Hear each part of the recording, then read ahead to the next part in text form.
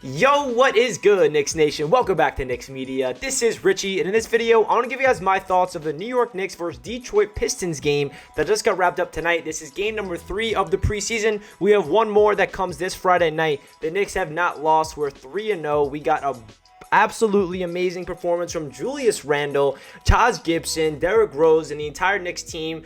We started off a little slow, but we're going to get into that into this video, what my thoughts were from tonight's game at Madison Square Garden. So before I hop into the video, I just want to mention, if you guys are new to Knicks Media, please make sure you smash that subscribe button. And if you want to check me out over on Instagram and Twitter, that is at NYKnicks_media. And if you enjoyed the video, please do not forget to thumbs it up. With that being said, let's get right into the video. So starting off, first quarter, we started off hot in like the first couple minutes, but after that, it was a sloppy mess in that first half. So many missed opportunities, easy, shots that were missing at the rim. We're missing our three-pointers. The defense was lackluster. We're giving up so much at the rim.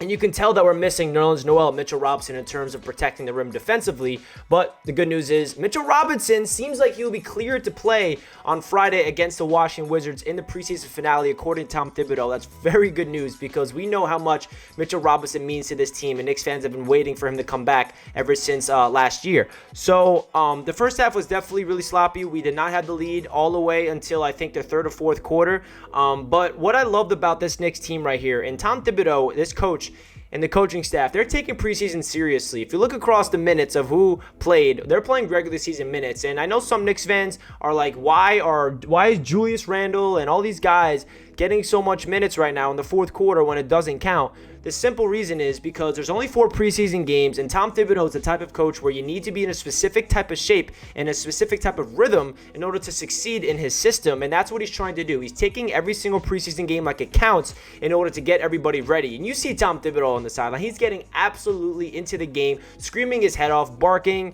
yelling at Quickly, holding him accountable, yelling at the refs, being so upset. That's what makes him such a great coach. It doesn't matter if it's preseason or regular season. He's going to do his all to make sure that these players know where they need to be, what the type of defense they need to play in order to be a successful team throughout the regular season. So obviously this team finally turned it around in the second half simply because of Julius Randle. He completely took this team on their back, and he finished with, I think, a near triple-double. And then another guy that looked really good is Taj Gibson. Do we need to run the offense through him? Because he was hitting shots all over the place, and then D-Rose. So now let's get into the individual performances tonight for the New York Knicks, starting off with Julius Randle. Randle had 33 minutes, which is a lot, definitely a lot of minutes. But hey, like I said, Tom Thibodeau, he believes in the durability of these players, and he wants these guys in shape, and that's exactly his mindset. So Randle finished with 29 points, 11 rebounds, 5 assists, 11 of 19 from the field, 4 of 7 from downtown, and 1 steal. So Julius Randle, we saw like superstar style Randle right now. Like, this is why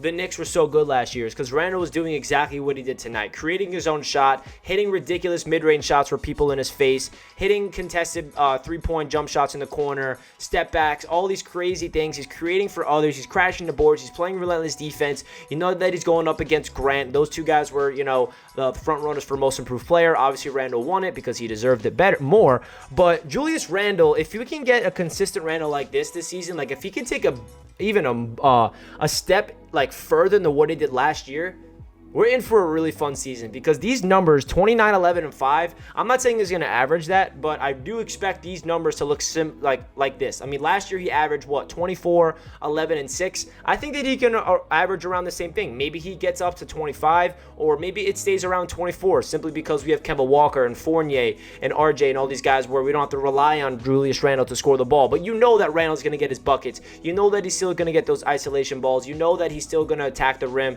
shoot out those crazy baseline jumpers that he loves to hit. But I just love what Julius Randle did tonight, because it just reminded us Knicks fans that Julius Randle's an all-star. Julius Randle was one of the best players in the league last year. He finished top 5 in the MVP race. He was all second team in the NBA. And, the playoff performance was disappointing. So some Knicks fans kind of forgot, what does Julius Randle, him going off, look like? And we got reminded. And I know it doesn't count, just preseason, but it's definitely a good sign to see Julius Randle hitting those type of shots in Madison Square Garden. And shout out to Julius Randle. He had a second kid over the weekend, which is why he missed the game against the Wizards. And, his first game with his second son here, he gets him a W. So shout out to the Randle family. Now let's get into Taj Gibson, because this man is unconscious. He's the OG. He is so fun to watch. I love his energy. I love everything about Taj Gibson. He finished with 21 points, 9 boards, 2 dimes, 9 of 14 from the field, 1 of 2 from downtown, 2 block shots, and 1 steal. So Taj Gibson, we know that he's the third string center because Mitchell Robinson, Nerlens Noel, they're supposed to be ahead of him. But how can you not give Taj Gibson minutes? I mean, I know that Mitch and Nerlens Noel needs minutes because they protect the rim better than anybody else on this roster. But Taj Gibson is just an energizer bunny. He is the best, I think, offensive center that we have. He knows how to, work the post. He has a good touch around the rim. All of a sudden, he can shoot the ball from downtown. He has a mid-range jump shot. And throughout his whole career, Taj Gibson has been a very good offensive player. And he's not missed a step. He's in, 36, 37 years old. He does not look like he is old at all. He's playing like his vintage self right now. So shout out to the OG, Taj Gibson. I love his celebration as well. Awesome to see Taj Gibson light it up in the Garden tonight. And then Derrick Rose. There's just so much you can say about Derrick Rose. Like, what is there not to like about D Rose? And also, shout out to D Rose for getting engaged last night, proposing to his girlfriend at Madison Square Garden on the floor of the Knicks. I mean, what else? That's everybody's dream. So shout out to D Rose. That was awesome to see that the one place he wanted to propose to his girlfriend was indeed in Madison Square Garden on the New York Knicks floor. So D Rose finished with 14 points, 5 dimes, 2 rebounds, 6 of 9 from the field, 2 steals, and 2 of 3 from downtown. He's just so efficient. His three-point jump shot looks so smooth. It looks so effortless. His ability to take people to the rim, his ability to create for others. I'm not saying Knicks fans are taking D Rose for granted, but like, there's sometimes when I'm watching him play, I'm like, I don't think we understand how much D Rose means to this Knicks team, because what he did last year, we understand how much he, ignited that veteran leadership and that, play on the court, orchestrate the offense, getting people involved, especially carrying us in the playoffs. But coming back to the Knicks on a 3-year deal, he's going to be that guy coming off the bench with that bench unit with Obi and Quick and all these guys. Like, D Rose is going to be so fun to watch. Him and Kemba Walker, hopefully they can stay healthy, because D Rose looks so good tonight, and I cannot wait to see what he can do. And if you guys did not watch the game and you're wondering what happened to Kemba Walker, he was just having a rest night. Tom Thibodeau did not want to play him. Just simply rest. Preseason, no big deal. And then let's get into RJ Barrett. RJ Barrett had an interesting game. He did not have the best game in terms of shooting from the floor, but the best part about RJ Barrett is definitely his all-around game, because if you cannot hit your shot, if your shot's not falling tonight, how can you impact the game on the other side of the floor or all around the game? So RJ finished with 12 points, 6 assists, and 7 boards. And 1 block. So that's what I'm trying to say about RJ. Even though he did not shoot the ball well, 3 for 11 to be exact from the field, he still had 6 dimes. He still crashed the board with 7 rebounds. He still had a block shot. So that's what I love about RJ. He is really trying to focus in on his all-around game. Even head coach Tom Thibodeau talked about that as well, that RJ is not only trying to be a good scorer, but he's trying to be a good playmaker. He's trying to really be a good defender, and he's trying to just establish himself as an all-around wing in this league. And his defense has taken such a big step so far this year that I noticed. He's matching up well against people. They cannot really drive on RJ. His size is great. His fundamentals defensively, his on-ball defense has been nothing less than really good so far this season. Evan Fournier, we didn't really get a lot of Evan Fournier tonight. But when you do, what I noticed from Evan Fournier is his basketball instincts defensively is there. He gets in passing lanes. He gets some steals. We saw a pretty emphatic block at the rim from Evan Fournier. And then offensively speaking, we know that he's a playmaker. We know that he can shoot off the dribble, but it's just refreshing to see that for the New York Knicks. I feel like he's going to be a very good player for us this season. The shooting off the dribble is really fun to watch. He can create his own shot with ease, catch and shoot. Everything about Evan Fournier has been really impressive so far for the Knicks. You can tell that he wasn't really involved heavily in the offense tonight. I think they were trying to get other people involved. But Evan Fournier so far so good in his start with the New York Knicks. And then coming off the bench, starting off with Alec Burks. He had a very good performance. 12 points, 2 dimes, 1 rebound, 5 for 11 from the field, 2 steals.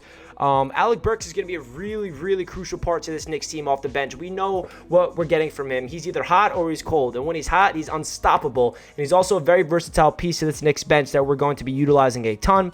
Kevin Knox got some minutes, 12 minutes to be exact, 6 points, 1 assist, 1 board. Love to see Kevin Knox out there. I'm a big Kevin fan. Hopefully he can, find his way some minutes. But at the end of the day, Kevin's not going to get a lot of minutes as long as Randle and Obi are healthy. But even though the Kemba Walker was not playing tonight, it seemed like Knox was the next man up. A lot of people expected, Kemba's down. Who's going to be the backup? Is it going to be Quinn Grimes? Is it going to be Deuce? It was neither of them. It was Kevin Knox coming in and Emmanuel quickly running the one and Alec Burks being bumped up to the shooting guard.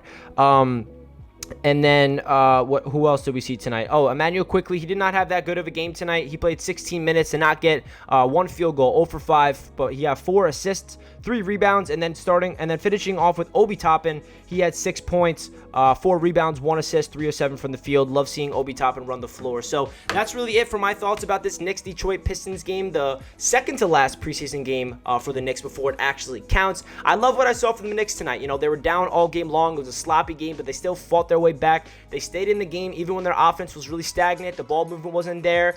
Nobody was really hitting their shots in the first half, but the defense kept them in the game. The energy was there, and Julius Randle just absolutely turned into the, superstar that we all think that he can become for this New York Knicks team. So shout out to Julius, and shout out to Taj Gibson, of course. So leave a comment down below your thoughts about tonight's game. I'd love to hear what you guys have to say. Hit that like button if you guys enjoyed, and I'll catch you guys in the next one. Let's go Knicks.